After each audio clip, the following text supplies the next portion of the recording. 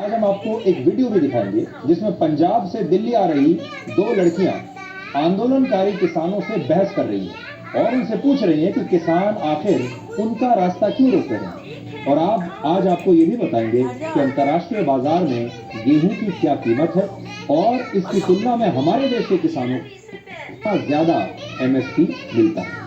इसके बाद आपको बताएंगे कि भारतीय क्रिकेट टीम में शामिल होने वाले नए खिलाड़ी सरफराज खान की चर्चा आजकल पूरे देश में क्यों हो रही है। कल जब सरफराज खान अपने जीवन का पहला टेस्ट मैच भारत के लिए खेलने उतरे मैदान पर तो पूरे देश ने उनके पिता की वो तस्वीरें देखी जिनमें उनकी आंखों में आंसू थे। उनके पिता भावुक हो गए।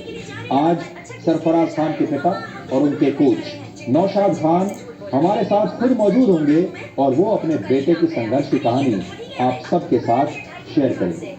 और आखिर में ऑस्ट्रेलिया के प्रधानमंत्री एंथनी अल्बनीजी की लव स्टोरी के बारे में आपको बताएंगे। 60 वर्ष के अल्बनीजी ने इस वैलेंटाइंस डे पर अपनी एंगेजमेंट की औपचारिक घोषणा की और पूरी दुनिया को यह बता दिया कि उनकी 45 साल की गर्लफ्रेंड के साथ वो बहुत जल्द शादी करने वाले हैं। यानी मोहब्बत ना तो उम्र देखती है और ना ही पद देखती है।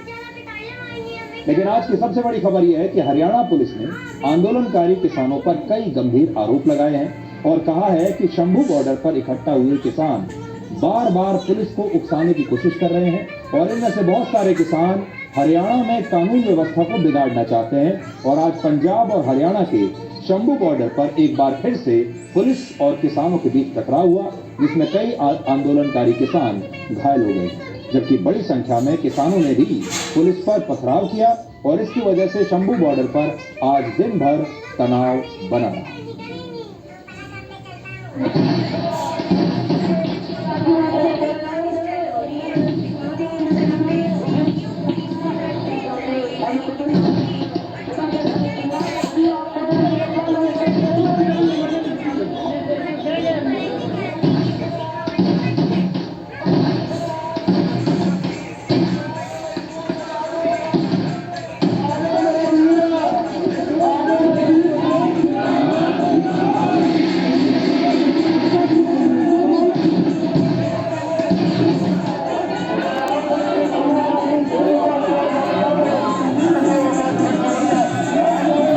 हरियाणा पुलिस की तरफ से हम अपील करना चाहते हैं कि भाई जो भी ये जो उत्पात मचा रहे हैं आंदोलन के नाम पे, जो अपने आप को ये बताते हैं कि हम ये आंदोलन लड़ रहे हैं, तो जो आंदोलन के नाम पे उत्पात मचा रहे हैं, जो पुलिस फोर्स पे जिन्होंने पथराव करा है, जो पत्थर तोड़ तोड़ के तैयारियां कर रहे हैं, तो ये वीडियो इसीलिए जारी करा गया है पब्लिक के लिए कि हम इनकी पहचान करना चाहते हैं।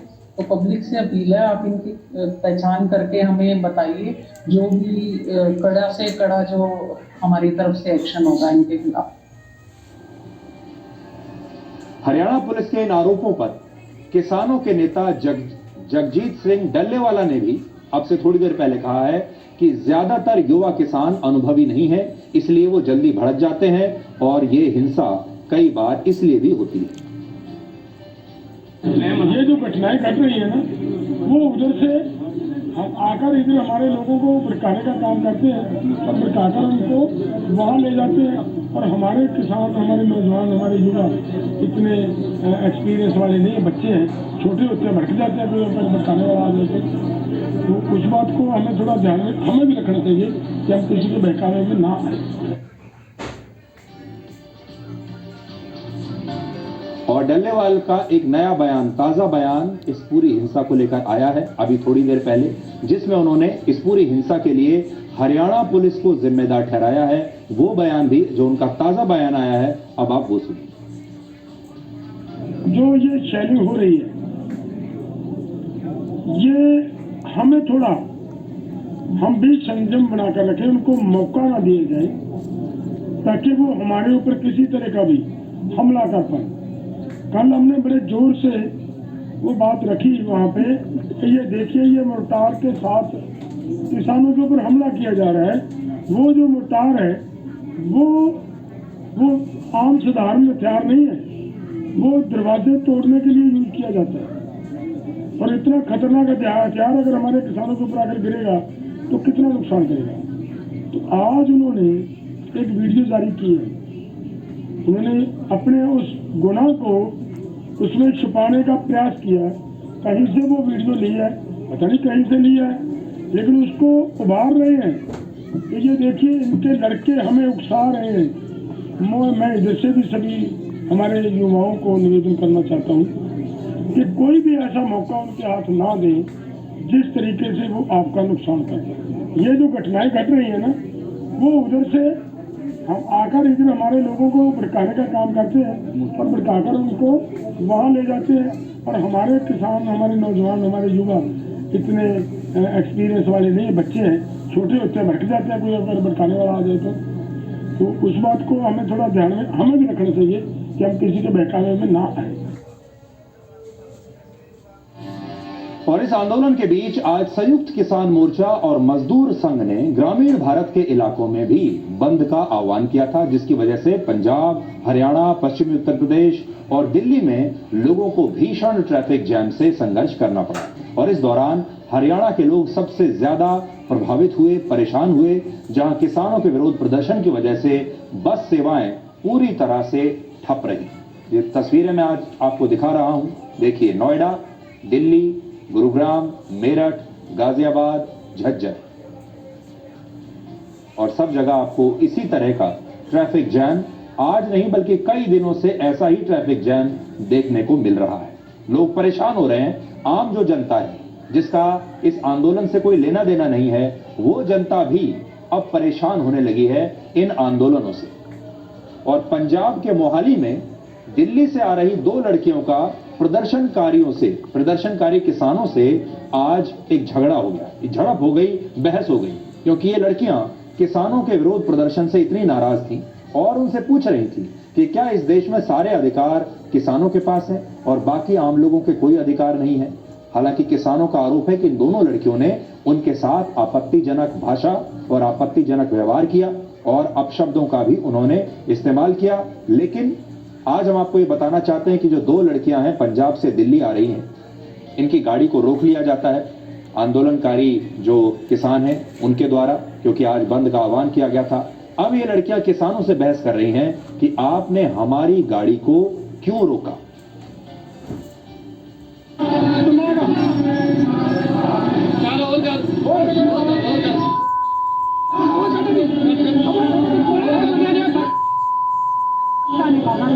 कोई नहीं जान दो, कुछ हो कुछ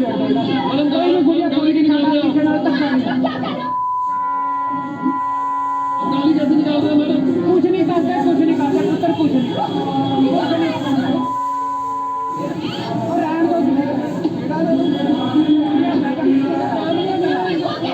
कोई गल नहीं, हटा रहे हैं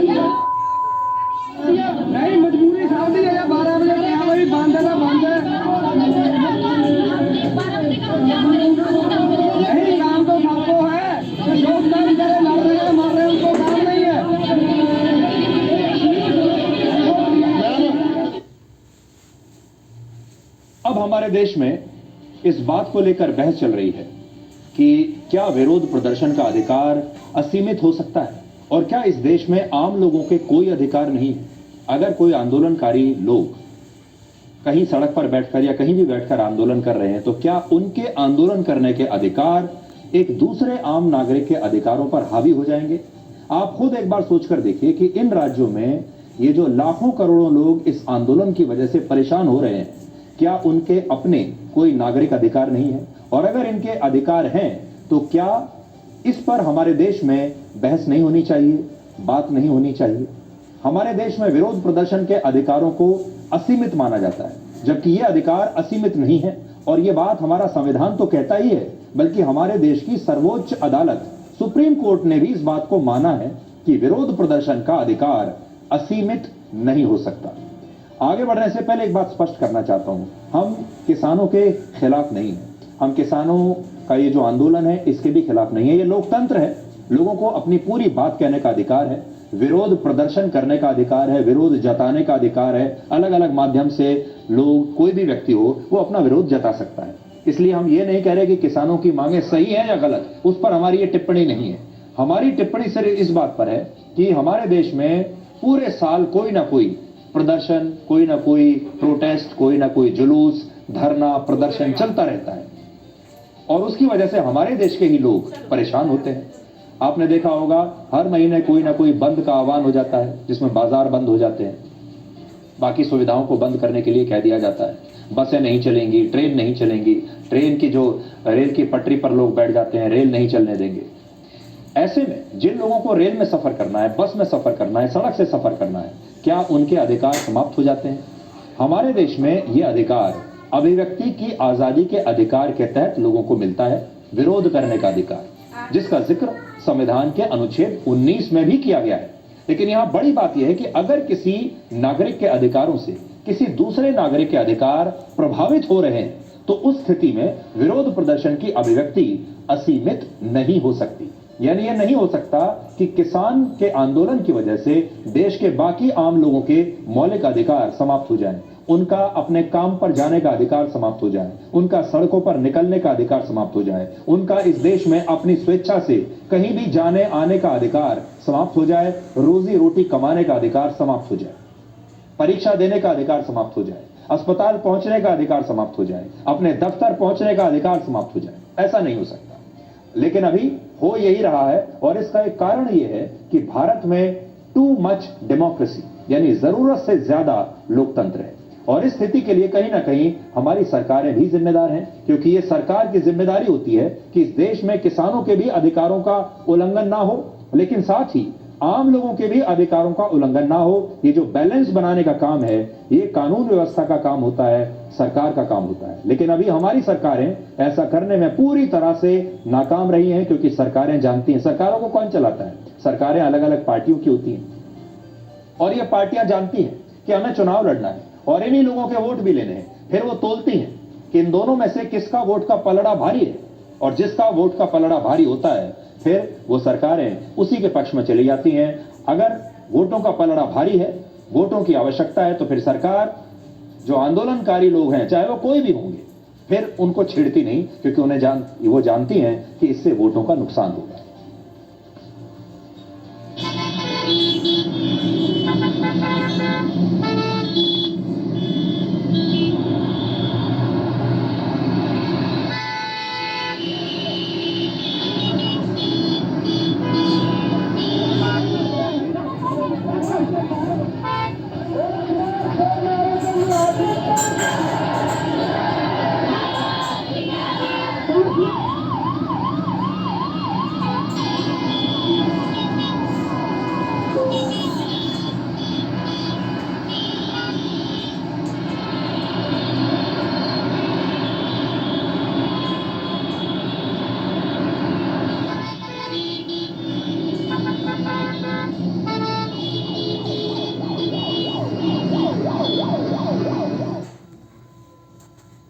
किसानों का यह आंदोलन प्रमुख रूप से एमएसपी पर राष्ट्रीय कानून बनाने के लिए हो रहा है, जैसा कि आप सब जानते हैं, जिसमें किसान ये चाहते हैं कि केंद्र सरकार को वर्ष 2006 में आई स्वामीनाथन आयोग की सिफारिश के तहत फसलों का एमएसपी बढ़ाना चाहिए, इस पर कानून भी बनाना चाहिए, और जिस पर सरकार की किसानों से बातचीत अभी चल रही है। लेकिन आज हमने आपके लिए कुछ और नए आंकड़े निकाले हैं। हम हर रोज आपको आंकड़ों के जरिए नई नई जानकारी और आपको अवेयर करने की कोशिश करते हैं।